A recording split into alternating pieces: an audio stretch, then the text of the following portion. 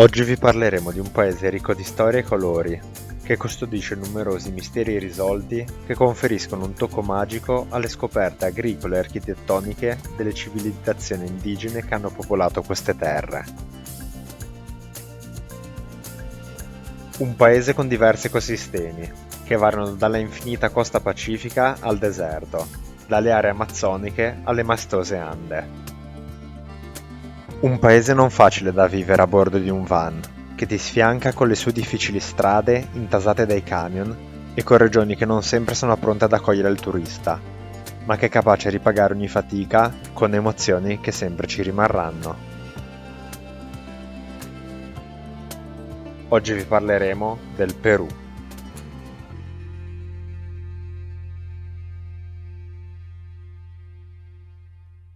Siamo Alberto e Sofia. Circa un anno fa abbiamo deciso di mischiare le carte delle nostre vite. Abbiamo acquistato un Ford Transit usato in Messico, dove l'abbiamo camperizzato, l'abbiamo spedito in Argentina ed abbiamo iniziato ad inseguire un sogno di libertà che ci porterà fino in Canada.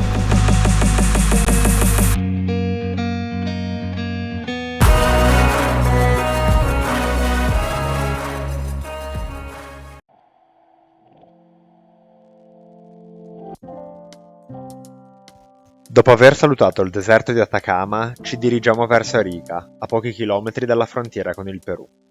Qui vediamo i nostri primi petroglifi, ossia disegni sulla terra o pareti rocciosi delle civilizzazioni indigene, e che in questo caso rappresentano un pastore con le sue vicuñas.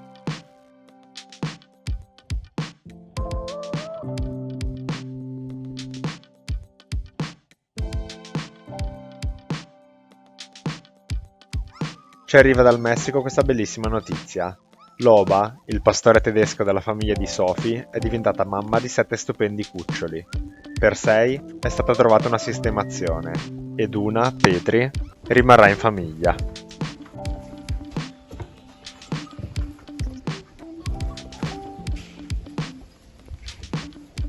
Ecco, è una risata vera. Che bonito essere.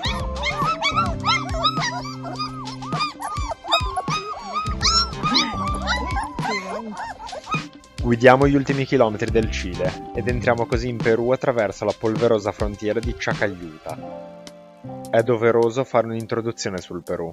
Questo paese è immenso e si estende da nord a sud per oltre 3000 km che dovremo interamente percorrere nelle spesso disastrate strade peruviane. Il Perù si può dividere in 3 fasce. A ovest si trova la Panamericana, lungo la costa pacifica.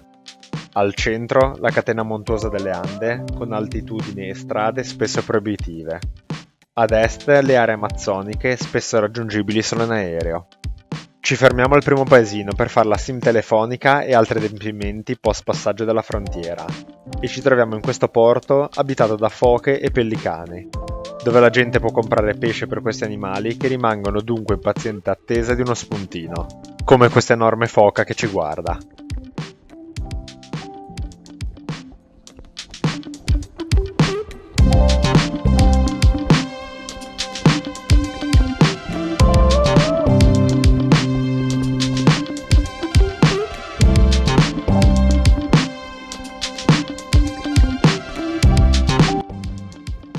Arriviamo ad Arequipa, seconda città più grande del Perù, a 2500 metri di altitudine e con 1,2 milioni di abitanti. Dobbiamo far controllare il nostro van, in quanto dobbiamo cambiare il mozzo della ruota anteriore e speriamo di incontrare una buona sorte in una grande città come questa, che però non arriva. Il pezzo è unico ed i soli cuscinetti non si possono dunque cambiare. Si rinnova il problema di avere un veicolo assente in Sud America e siamo costretti a farci inviare i pezzi dal Messico con tempi stimati di circa una settimana.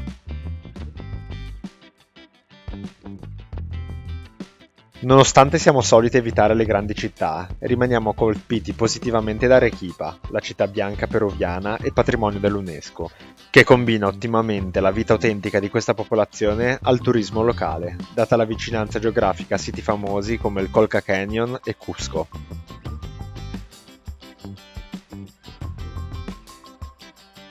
Arequipa è inoltre estremamente pulita, circondata da vulcani e ghiacciai, ci perdiamo tra le sue stradine ed i suoi mercati. alla ricerca di frutta esotica e della famosa cucina peruviana.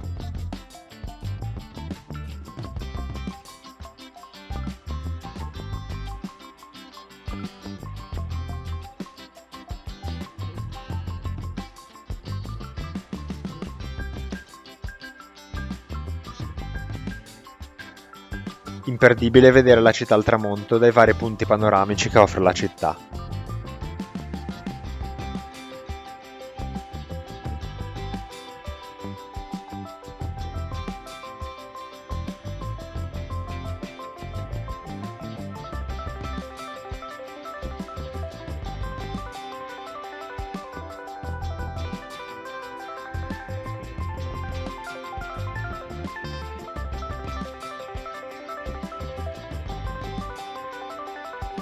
Visitiamo il mondo alpaca, abitata da questi simpatici lama e alpaca.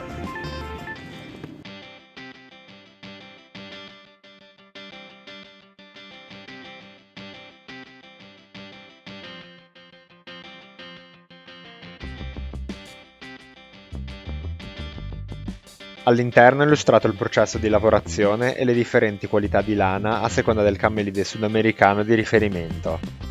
La lana più calda e pregiata è sicuramente quella delle vicuñas.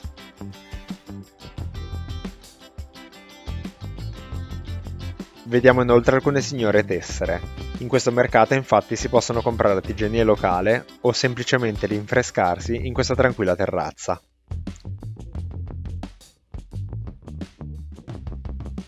Ritroviamo finalmente del buon formaggio, assente in quasi la totalità del Cile, e proviamo il famoso chicharrón, piatto a base di carne fritta, mais tostato e bollito, cipolla, limone e 2 diversi tipi di patata.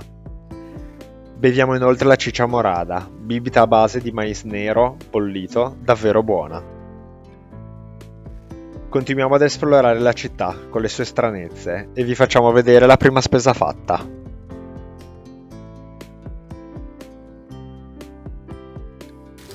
Vediamo che unboxing abbiamo fatto oggi dal mercatino. Mandarinas, Mandarinas, 1 chilo. bananine.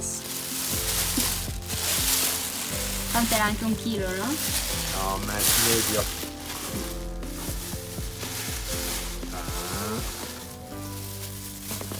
Maracujá. Bello. più croccante. Sì. 2 kg di paltas. 2 kg ragazzi, guardate un po'.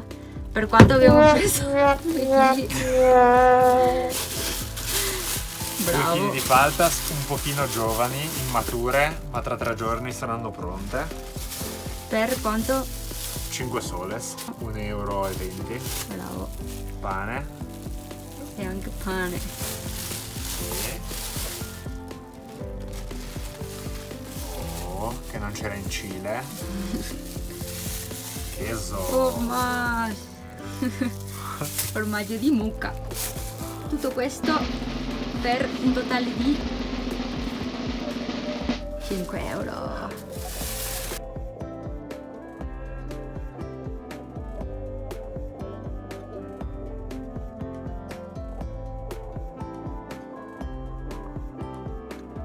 Approfittiamo dell'attesa per completare il nostro logo e farcelo cucire nelle magliette in questa piccola bottega.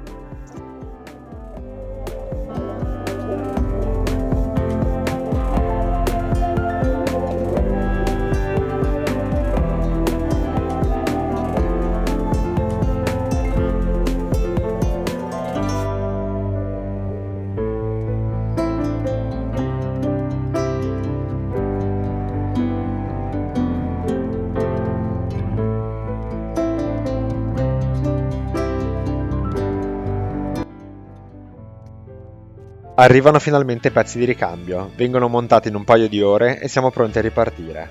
Come vedete le strade sono mozzafiato, ma con il costante pericolo dei precipizi e dei camion che si mangiano le curve.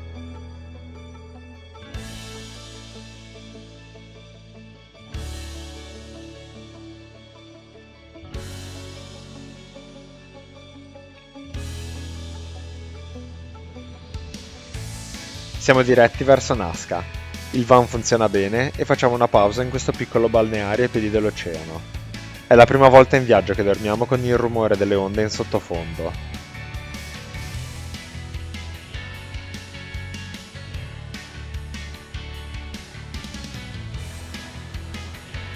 La famiglia che vive qui ci spiega che la maggiore entrata economica è la vendita di queste alghe per l'industria farmaceutica e cosmetica in Asia. Pensate che vendono ciascun chilo a 2 soles, ossia 50 centesimi, e vi assicuro che il mare in questa zona ne è davvero pieno.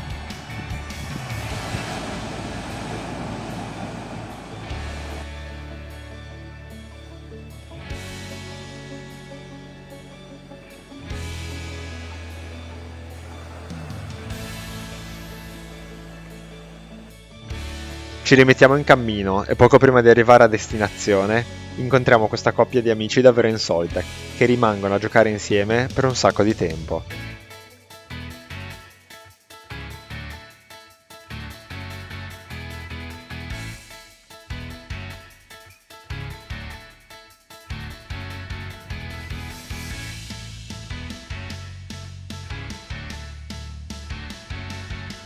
Stiamo arrivando a Nazca. L'applicazione iOverlander ci consiglia come spot per la notte una casa abitata da un astrologo che ospita viaggiatori. Ma di tutto questo vi parleremo nel prossimo episodio.